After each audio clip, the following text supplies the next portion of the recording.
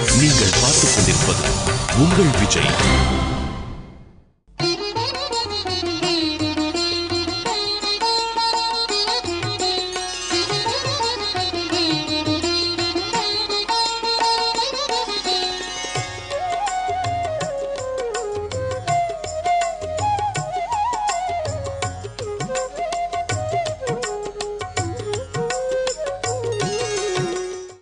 रंके समां पाहि रंके समां पाहि रंके समां पाहि रंगप्रभो लक्ष्मीनाथसमारम्भां नाथयामुनमध्यमाम् अस्मत्ताचार्यपर्यन्तां वन्दे गुरुपरम्परां नमः श्रीरङ्गनाथाय कावेरी मध्यशायिने अर्चावतारश्रेष्ठाय सर्वमङ्गलदायिने.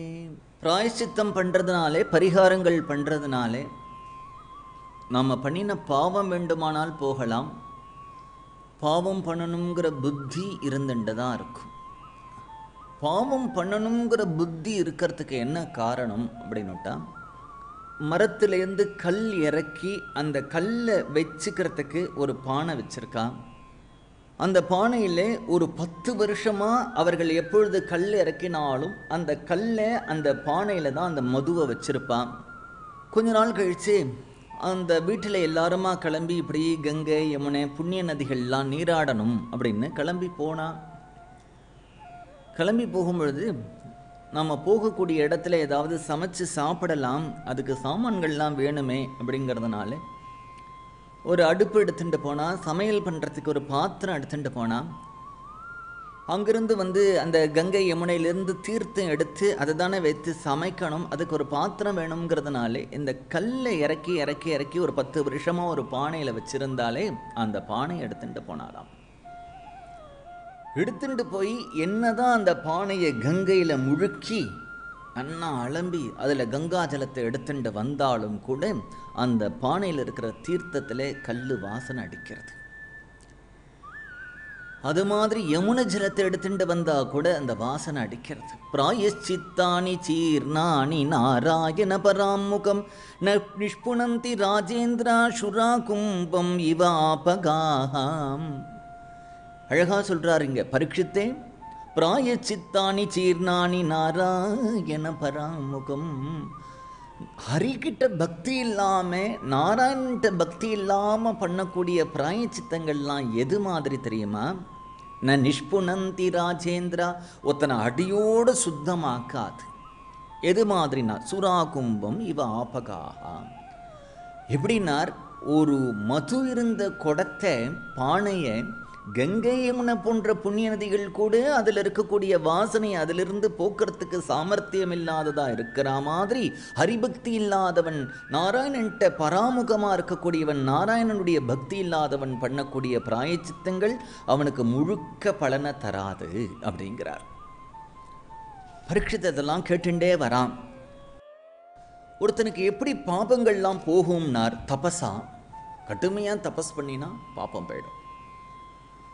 தபஸ் அப்படிங்கிறதுக்கு என்ன அர்த்தம்? தபஸுங்கிறது 3 விதமானது. வாக்குமயமான தவம் ஒன்று, மனோமயமான தவம் ஒன்று, சரீரமயமான தவம் ஒன்று. 3 தவம். இப்போ திருப்பதி வேங்கடமுடையான சேவிக்கணும் அப்படிங்கிறதுக்காக, ஒரு மண்டலம் அவனை சேவிக்கணும் அப்படிங்கிறதுக்காக கீழ் திருப்பதியில் தங்கி கொண்டு தினமும் மலை ஏறி போய் பெருமாளை சேவிச்சுட்டு வரதுன்னு 48 நாள் ஒருத்தர் நியமத்தோடு பண்ணினாரானால் சரீரத்தை வருத்திக்கிறார் இல்லையா, அது சரீரமயமான தவம். ஆனாலும் வெறும் சரீரத்தை வருத்திண்டா போறாது, அதில் பக்தி இருக்கணும். எவ்வளோ பேர் பணம் இல்லை, காசு இல்லை, பட்னி இருக்கா, சாப்பாடு கிடைக்காததுனால பட்னி இருக்கா, அவளை நாம் விரதம் இருக்கான்னு சொல்கிறது இல்லை. வீடு இல்லாமல் எவ்வளவோ பேர் வீதிகள்லேயே வசிக்கக்கூடியவர்களாக இருக்கா, அவர்களை வைராக்கியசாலிகள் நம்ம சொல்கிறதில்ல. காரணம் என்னன்னா, என்ன உத்தேசம்? உத்தேசம் பகவான். உத்தேசம் பகவானாக இருந்தாதான் அதுக்கு தவம்னு பேர். உத்தேசம் பகவானாக இல்லைன்னா அது தவமாகாது. ஒருத்தன் பொழுது போகாமல் ரொம்ப நாள் சாப்பிடாமல் இருக்கான், என்னால் எப்படி இருக்க முடியும் பாருன்னு காண்பிக்கிறான். எவ்வளவு நாள் நான் தூங்காமல் இருக்கேன் பாருன்னு காண்பிக்கிறான். எவ்வளவு நாள் நான் ஒரு காலில் நிற்கிறேன் பாருன்னு காண்பிக்கிறான். ஏதோ ரெக்கார்ட் கிரியேட் பண்ணணும்னு ஆசை. அதனாலெல்லாம் பகவான் வரமாட்டார். பாகவதத்தில் சொன்னார், சிரமம் ஏவகி கேவலம். இதுக்கெல்லாம் என்ன பிரயோஜனம்ன்றார்? அவன் கஷ்டப்பட்டானே, அதுதான் பிரயோஜனம். ஏன்னா இதுக்கெல்லாம் பலன் பகவான் இல்லை, இவனுக்கு பகவான்ற சித்தம் இல்லை. அதனால பகவானுடைய கிருபையை உத்தேசம் பண்ணி பகவானை சிந்தனம் பண்ணி, அதனால நீ என்ன பண்றேங்கிறது முக்கியம் இல்லை, இன்டென்ஷன் என்னத்துக்காக பண்ற அப்படிங்கிறது தான் முக்கியம். அதனால நிறைய பேர் என்கிட்ட வந்து கேட்பா, நான் நீங்கள் என்னை நாம ஜபம் பண்ண சொல்கிறேன், இல்லை நான் மந்திர ஜபம் பண்ண சொல்கிறேன், இந்த நாமமோ மந்திரமோ எப்போ எனக்கு பலன் கொடுக்கும்? எவ்வளவு ஆவர்த்தி நான் பண்ணணும்? 1 கோடி பண்ணணுமா, 2 கோடி பண்ணணுமா? அப்படி கணக்கு கிடையாது. ஒரே ஒரு நாமா கூட பகவானை கொண்டு கொடுத்துடும். இங்கே நாமா முக்கியம் இல்லை, எவ்வளவு கவுண்ட்டுங்கிறது முக்கியம் இல்லை. உனக்கு என்ன ஆர்வம் இருக்கு, என்ன வெறி இருக்கு, பகவானை பார்க்கணும் பகவானை பார்க்கணும் பகவானை பார்க்கணுங்கிற வெறி இருக்கிறவளுக்கு திரௌபதி மாதிரி கோவிந்தா அப்படின்னு ஒரு அலறல் போகிறோம். ஒரே ஒரு அலறல் பகவானை கொண்டு விட்டுட்டோம். அந்த வேகம் உங்கள்கிட்டேந்து, என்கிட்ட வேகம் இல்லையேனா தப்பில்லை சொல்லு, இந்த நாமா சொல்கிறதுனால உனக்கு அந்த வேகம் கிரமேண வரும், கொஞ்சம் கொஞ்சமாக வரும். அதனால ஒருத்தர் தன்னுடைய ஆன்மீக வாழ்க்கையில் நான் பகவானை ஆசிரித்து அதில் முன்னேறின்னு இருக்கேனா அப்படிங்கிறதுக்கு என்ன அடையாளம் அப்படின்னார். அடையாளம் என்ன? பகவானை பார்க்கணும் பகவானை பார்க்கணும் பகவானை பார்க்கணும், பகவானை நேரில் பார்க்காம ஞானத்தை அடையாமல் இந்த ஒவ்வொரு நாள் என்னுடைய வாழ்க்கையில் போயின்னு இருக்கேன்னு நீ கவலைப்பட ஆரம்பித்தியானால் அந்த கவலை உங்கள்கிட்ட நிரந்தரமாக இருந்து, அந்த நிரந்தரமாக இருக்கக்கூடிய கவலை உன்னை மேலும் மேலும் பகவத் பக்தியில் ஈடுபடுத்தினா அதுதான் நீ ஆன்மீக வாழ்க்கையில் முன்னேறின்னு இருக்கேங்கிறதுக்கு அர்த்தம். ஏதோ சித்திகள்லாம் அடையறதில்லை.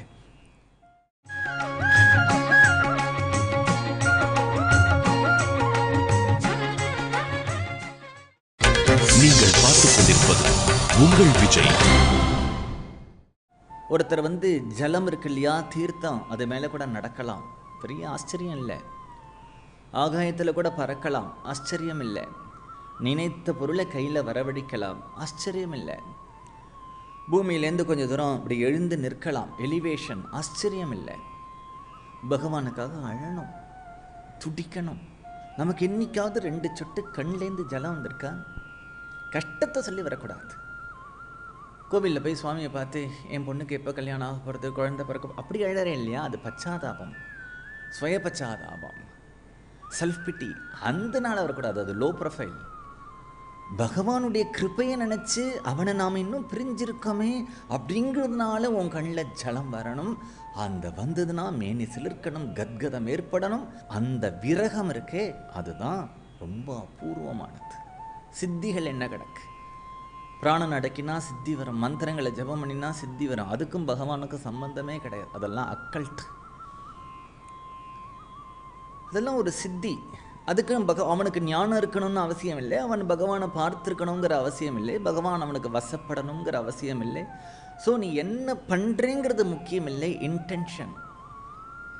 அதனால் தபஸ் அப்படின்னு சொன்னால் 3 விதமான தபஸ். சரீரத்தினால பண்ணக்கூடிய தவம், அது மாதிரி பகவானை பார்க்கணுங்கிறதுக்காக உபவாசம், சரீரத்தினால் பண்ணக்கூடிய தவம்.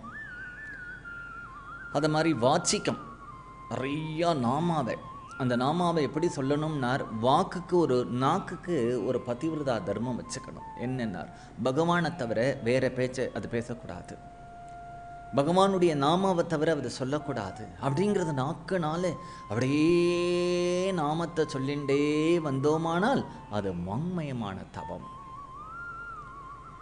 உனக்கு ஏன் பகவானுடைய சாட்சாத்காரம் உனக்கு கிடைக்கிறதுக்கு தடையாக இருக்கிறது எது தெரியுமா? எது தடை? உன்னோட வேலை இல்லை, குடும்பம் இல்லை. எது தடைன்னார், இந்த நாமத்தை தவிர வேற ஏதோ ஒன்று பண்ணலாம்னு உனக்கு அப்பப்போ ஒரு பிராந்தி தட்டுறதே, பிரம்ம, அதை பண்ணலாமா இதை பண்ணலாமான் இருக்கே, அந்த நாமத்தில் அலட்சியம் இருக்குது பற்றியா, அதுதான் தடை. நாமத்தை நம்பு.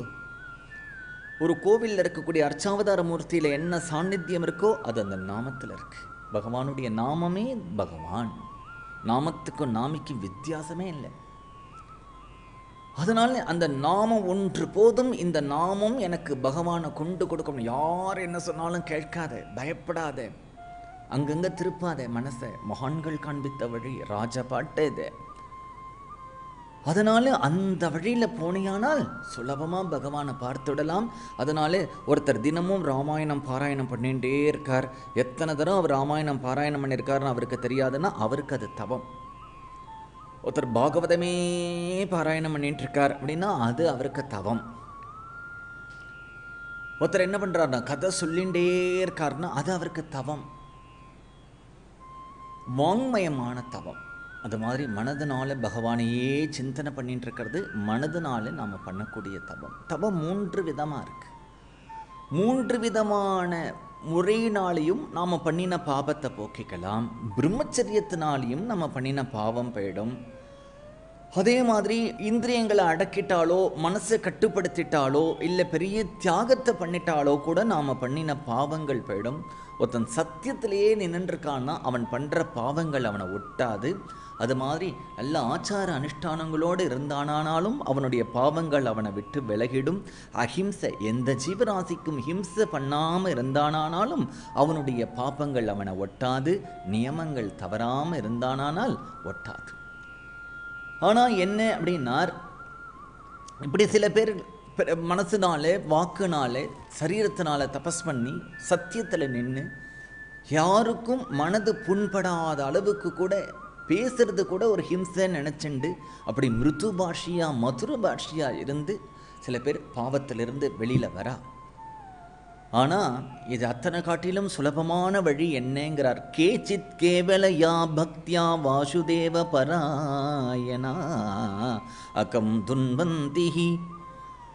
என்ன செய்கிறான்னார், கேச்சித் கேவலையா பக்தியா வாசுதேவ பராயணா. சில பேர் அந்த நாராயணன் இருக்கானே வாசுதேவன், ரங்கநாதன்ட்ட பக்தி ஒன்னே பண்ணிட்டு இருக்கா. கேவலையா அப்படின்னா என்ன அர்த்தம்னா அந்த ரங்கநாதன்ட்ட மட்டும் ஏகாந்தமான ஒரு பக்தி. தொண்டடி புடியாழ்வார் போல கேச்சித் கேவலையா பக்தியா வாசுதேவ பராயணா. அந்த வாசுதேவன்ட்ட அப்படி இருக்கக்கூடிய பக்தினாலே அகம் துன்பந்தி, அவர்களுடைய பாவத்தெல்லாம் பொசுக்கிடுறா அப்படின்னார். எப்படி அவர்களுடைய பாவம் போகிறது அப்படின்னார். வாசுதேவன்ட்ட தானே இவ பக்தி பண்ணுறா. இவ எந்த பரிகாரமும் பண்ணலை, எந்த பிராயச்சித்தமும் பண்ணலை, எந்த தப்பமும் பண்ணலை, எந்த யோகமும் பண்ணலை, உடம்பையும் வர்த்திக்கலை அப்படின்னுட்டார். பகவான்டேந்தி இவாளுக்கு கிருபை வருதாம், கருணை. என்ன கருணை அப்படின்னார், கோவிலில் இருக்கிற மூர்த்தி பெருமாள் இருக்காரு அர்ச்சாவதாரம், அவருக்கு கண்கள் இருக்கிறது உங்களுக்கு தெரியறது, மூக்கு இருக்கிறது தெரியறது, பகவான் அபயஹஸ்தம் வச்சுருக்கிறது தெரியறது, கடிஹஸ்தம் தெரியறது, கதை தெரியறது. ஒன்னே ஒன்று நீங்கள் பார்க்கணும், அவனுக்கு மனசும் இருக்குது. தினமும் ஒருத்தர் பெருமாளை சேவிக்கிறதுக்கு கோவிலுக்கு வரார் அப்படின்னுட்டா ஒரு நாள் வரலன்னா பெருமாள் எதிர்பார்ப்பான், எங்கே அவரை காணும். 2 நாள் கழித்து நாம் போனோம்னா வந்துட்டார். பெருமாளுக்கு எதிர்பார்ப்பு இருக்க. ஒரே ஒரு துளசி எடுத்து அவருடைய சரணத்தில் போட்டால் கூட அவரை மறக்கிறதில்ல. ஒரு நாள் அவனுடைய சன்னிதானத்தில் நீ வந்து நின்னா கூட அவன் மறக்கிறதில்ல. அந்த அர்ச்சாவதாரத்தில் இருக்கிற பெருமாளுக்கு நம்ம பற்றி கவலையும் இருக்குது, நம்ம பற்றி சிந்தனையும் இருக்குது. நாம் அவரை பார்க்க வரதை பார்த்து சந்தோஷப்படுறான். அதனால் அத்தகைய ஹரிபக்தி பண்ணக்கூடிய, நாராயண பக்தி பண்ணக்கூடியவனுடைய பாவம் எப்படி போகும்னார், நீகாரம் இவ பாஸ்கரஹா அப்படின்னார். பூரா போயிடும்னார், கொஞ்சம் கொஞ்சம் பாக்கி இருக்காங்க. எப்படின்னார், பனி நிறையா இருக்கு. அங்கங்கே கார்த்தால எழுந்து பார்த்தா எங்கே பார்த்தாலும் மிஸ்ட் அப்படியே பரவி இருக்கு, காரெல்லாம் பனி இருக்கு. இந்த பனியை எப்படி நம்ம விளக்குறது அப்படின்னா, சூரியன் நன்னா உதயமாகி 12 மணி அந்த சூரியன் நன்னா தக தக தக தகன்னு உஷ்ணத்தை கொடுக்கும் பொழுது அந்த பனியெல்லாம் கரைஞ்சு போயிடுற மாதிரி, மறைஞ்சு போயிடுற மாதிரி நம்முடைய பக்தி, அந்த ஹரிபக்தியானது கம்பீரமான ஒரு தசையை அடையிறது. சூரியன் 12 மணிக்கு வரா மாதிரி, இளம் வெயிலே அவ்வளவு பனி போகிறதில்லை, கொஞ்சம் கொஞ்சமாக வரும்பொழுது அந்த பனி போய் கடைசியாக எல்லா பனியும் விலகி போகிற மாதிரி அந்த பக்தி, நம்ம ஹரிபக்தி பண்ணி பண்ணி பண்ணி பண்ணி பண்ணி சளைக்காத அந்த ஹரிபக்தியில் நம்ம முன்னேறிண்டே போகும் பொழுது அந்த பக்தி உயர்ந்த ஒரு நிலையை அடையும் பொழுது என்ன ஆறுதுன்னார், நம்முடைய பாவங்கள் எல்லாம் போயிடுறது. எப்படி போகிறது அப்படின்னார், முழுக்க போயிடுறது அப்படின்னார்.